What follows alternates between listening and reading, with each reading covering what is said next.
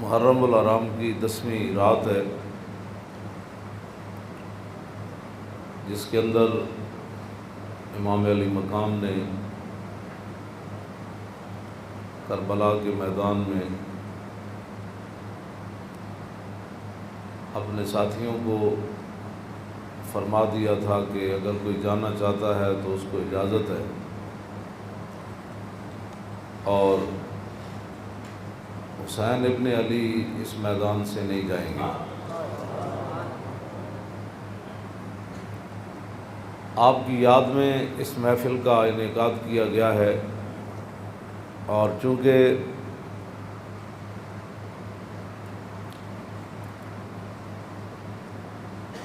ہر آدمی اب دین کے بارے میں اپنی ایک خصوصی رائے رکھتا ہے،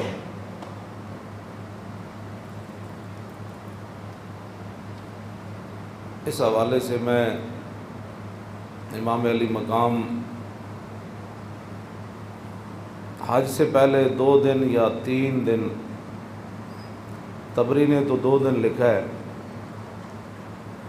کہ حج شروع ہونے سے پہلے 2 دن امام علی مقام مکہ مکرمہ سے کربلا کی طرف روانہ ہوئے۔ حج شروع ہونے سے صرف 2 دن باقی رہ گئے۔ آپ کو راستے میں ہی پتہ چل گیا تھا کہ صورتحال وہاں ٹھیک نہیں ہے، لیکن آپ چلتے رہے یہاں کے تک کہ آپ قادسیہ جو ہے اس کے قریب آ گئے۔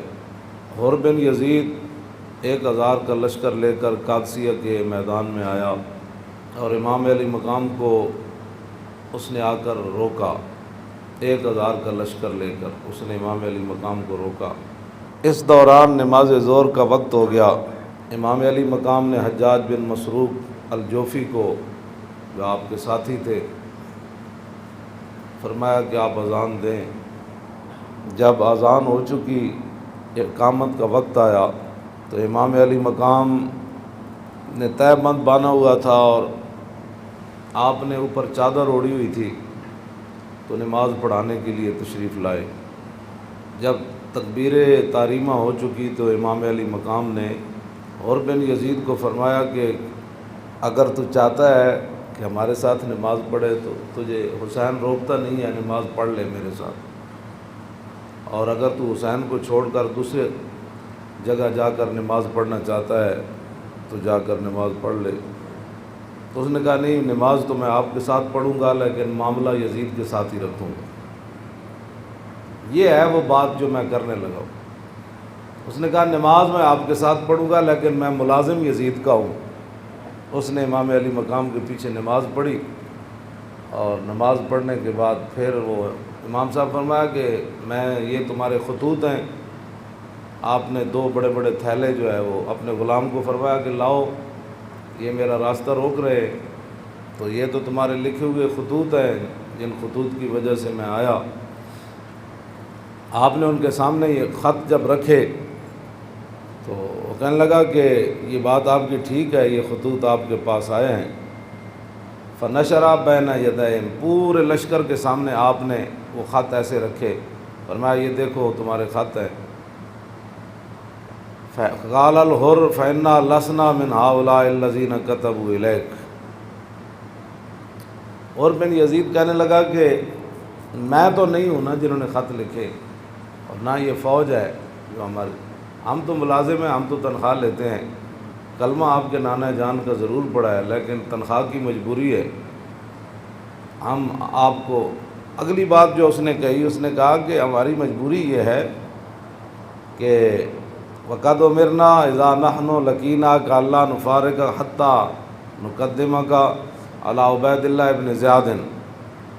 وہ کہنے لگا کہ ہماری یہ ڈیوٹی لگی ہے کہ ہم اس وقت تک آپ کو گھیرے میں رکھیں گے جب تک آپ کوفے جا کر ابن زیاد کے ہاتھ پر بیعت نہیں کر لیتے۔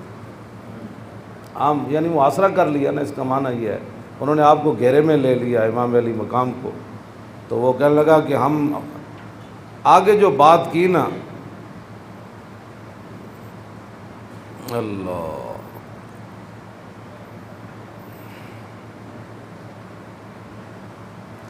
قال له الحسین اذن واللہ لا اتبعک۔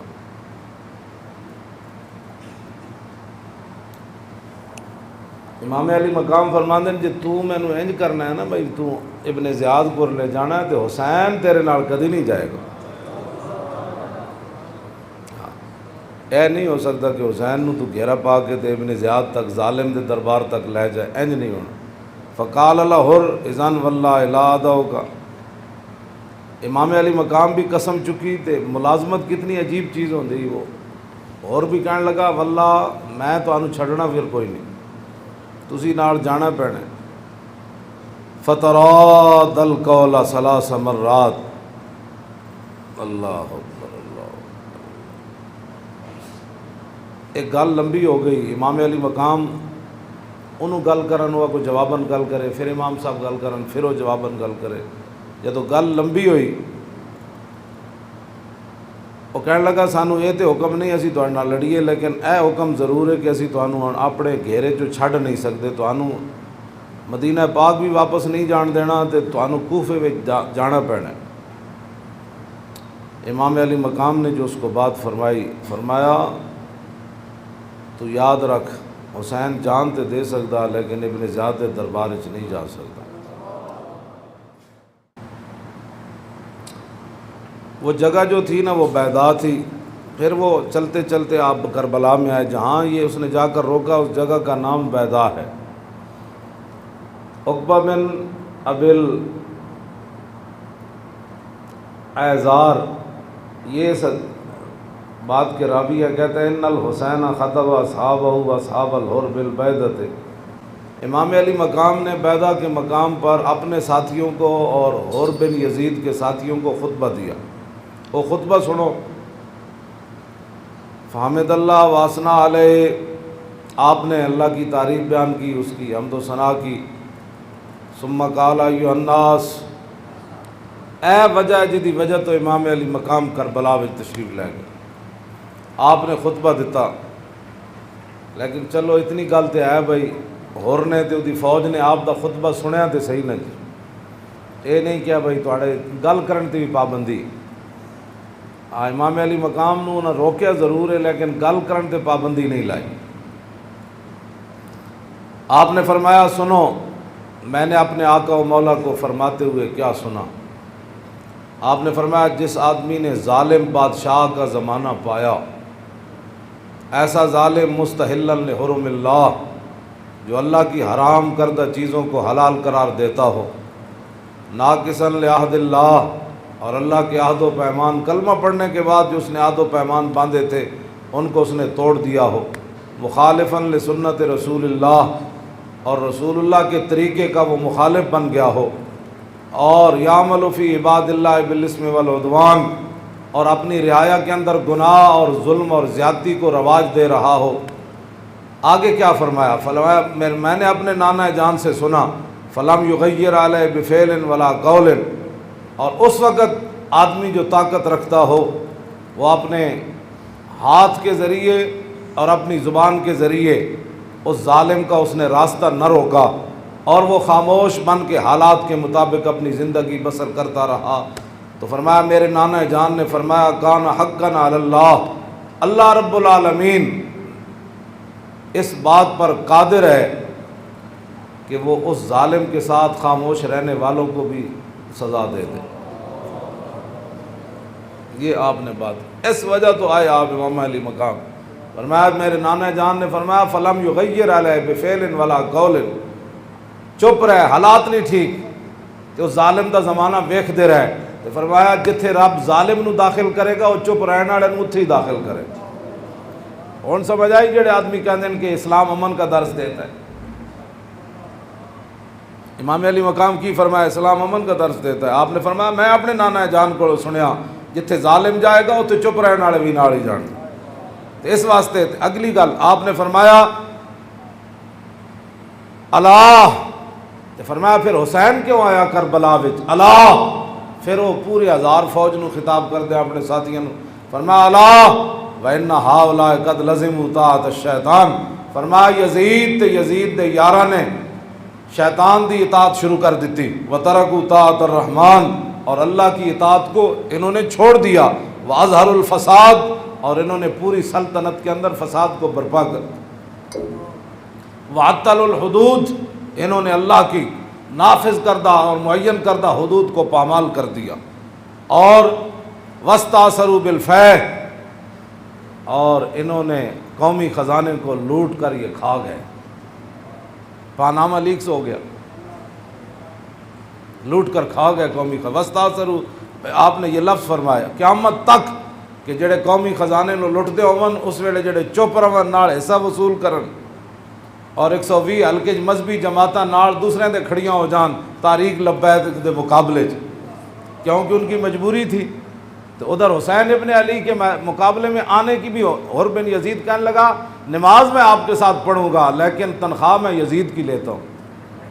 حسین دے پیچھے پڑھ کے بھی کسی نو دین نماز سمجھ نہ، نماز پیچھے پڑھ کے بھی دین سمجھ نہ آیا تے تسی اج کی سمجھ دیو 1400 سال تو بعد ساڑیاں تقریراں سن کے کسی نو اے تے رب دا فضل ہوے تے او دا کرم ہوے تے کسی دا دل کھول دے تے انہوں حق ول لیاوے، اے تے پھر بات ہے نا، ورنہ حسین ابن علی سامنے کھڑے ہون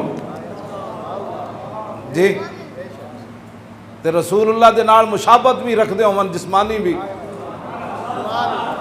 جنہ دے بارے حضور فرمایا حسین منی وانا من الحسین، فرمایا حسین میرا تے میں حسین دا، حضور جنہ دے بارے فرما حسین منی وانا من الحسین، احب اللہ من احب حسینا، اللہ او دے نال پیار کرنا جڑا حسین نال پیار کرنا۔ حسین سبت من الاسباط، اور حسین خاندان نبوت کے چشم و چراغ ہے، اور حضور نے فرمایا ان الحسن والحسین سیدہ شباب اہل الجنہ، فرمایا یقیناً اس بات میں کوئی شک نہیں کہ حسن اور حسین دونوں جنتی جوانوں کے سردار ہیں، جن کی زبان رسول اللہ نے خود چوسی ہو، اور جن کو ممبر پر بیٹھ کر حضور نے حسن اور حسین کو آتے ہوئے دیکھا اور وہ لڑکھڑا کر آ رہے تو حضور نے خطبہ چھوڑ کر دونوں شہزادوں کو اٹھا لیا ہو، جن کی یہ شانیں ہوں، ان کے پیچھے نماز پڑھ کر بھی کوئی دین کو نہ سمجھے اور پھر جا کر ڈیوٹی پر کھڑا ہو جائے حسین کو روکنے کے لیے۔ بس یہ بات ہمیشہ میں یہ کرتا ہوں، خدا کا وہ شکر ادا کرے کہ جس کے دل کے اندر حضور کی محبت، حضور کے صحابہ کی محبت، حضور کے اہل بیت کی محبت اور دین کا درد موجود ہو، اور وہ زندگی میں اگر مگر نہ کرے اور کبھی بھی وہ نفسانیت اور حالات کے مطابق نہ چلے، جب بھی کوئی وقت آئے تو کہے وہ چھوڑو یار مر ہی جاؤں جو اس در سے جاؤں 2 قدم، کیا بچے بیمار غم قرب مسیحا چھوڑ۔ تو یہ بات لوگ کہتے ہیں جی وہ فلاں نہیں مانتا، فلاں نہیں مانتا، او جی فلاں بندہ نہیں مانتا، تو بتاؤ حسین سامنے کھڑے ہوں گفتگو ایسی فرما رہے ہوں، ہاں جی، اور حسین ابن علی کی زبان سے اپنے ایک تو میں صدیوں کے بعد ایک گرا ہوا انسان حدیث پڑھوں تو آپ میرے پڑھتے ہوئے ہی آپ اشش کر اٹھے، کیا میں پڑھ دیں وہ لمبی حدیث توجہ جیڑی امام حسین کو مروی، کیوں جی ہاں امام حسین تے تسی ویسے اشش کر اٹھنا ہے تے دسو یہ تنخواہ دی کتنی مجبوری ہوندی، یہ حکمرانہ دیاں ملازمت دی انہاں دی جناب تعلقات دی کتنی مجبوری ہوندی کہ حسین اپنی زبان جو حدیث بیان کر رہے ہوں تے سامنے 1000 بندے نو حدیث سمجھ نہ آوے۔ پورا خطبہ آپ نے دیتا نا، آپ نے یہ تو نہیں فرمایا میں یہ کہندا، فرمایا میں اپنے نانا جان نو فرماندے ہوئے اے سنیا، تے پھر بھی 1000 بندے وچوں کسی نو سمجھ نہ آوے اور پھر بھی وہ امام علی مقام دا راستہ روک کے کھڑے ہو جان۔ جدو امام علی مقام چلے تے آپ نے فرمایا بھئی کی مسئلہ ہے؟ انہوں نے کہا جناب تسی ہن دائیں بائیں نہیں جا سکتے، ہن اسی محاصرہ تہاڈا کر لیا، ہن تانوں ابن زیاد کو جانا پینا۔ ہاں جی یہ میں بہت ساریاں گلاں حذف کردا وچوں تاکہ تواڈے ذہن دے مطابق گلاں کراں، میں وہ تو جگر پھٹتا ہے جڑیاں گلاں وچ لکھی ہوئیاں، ہاں لیکن میں وہ صرف اتنا ہی گل کرنا جتنا تہاڈا ذہن قبول کرے۔ ہاں کلم الناس علی قدر عقولہم، جیو جی مخلوق بیٹھی ہوئے ادنا گل، یہ علماء دی امانتاں بہت سارے علم جڑے اسی تواڈے سامنے ظاہر نہیں کردے، اسی تواڈا چھپا چھپا کے گلاں کردے اتنی ہی کہ جتنا تواڈوں ہضم ہو جاون گلاں۔ حسین کھڑے ہون تے انہاں دا محاصرہ کر لیا جائے تے نمازاں حسین پیچھے پڑھن تے مجبوری تنخواہ ہوئے تے یزید دی مجبوری بن جائے، اور دسو پھر حسین دا صبر ہی دسی جڑا مار گیا سارے۔ ہاں جی کیوں یہ پھر جو یہ جڑے یزیدی ٹولا ہے یہ کہندے جی وہ سلطنت واسطے گئے سن. اقبال کہندا مدعا یا سلطنت بودے اگر خود نہ کر دے بات چنی سامان سفر. اقبال کہندا جی حسین سلطنت واسطے گئے ہوندے تے جلیا شیر خار پتر لے کے تے کدی نہیں کوئی جنگ وچ گیا. ہاں جی تا قیامت قطع استبداد کر اور موج خون او چمن آباد کر. اقبال کہندا اے تے حسین ابن علی دا ہی کام سی تا قیامت ظالمہ دا پنجا توڑ گئے. ہاں جی پوری سلطنت ایک طرف کھڑی ہوئے تے حسین کلے بھی انہاں دا پنجا توڑ دیں دے. ہاں جی اقبال کہندا تا قیامت قطع استبداد کر اور خون موج او چمن آباد کر.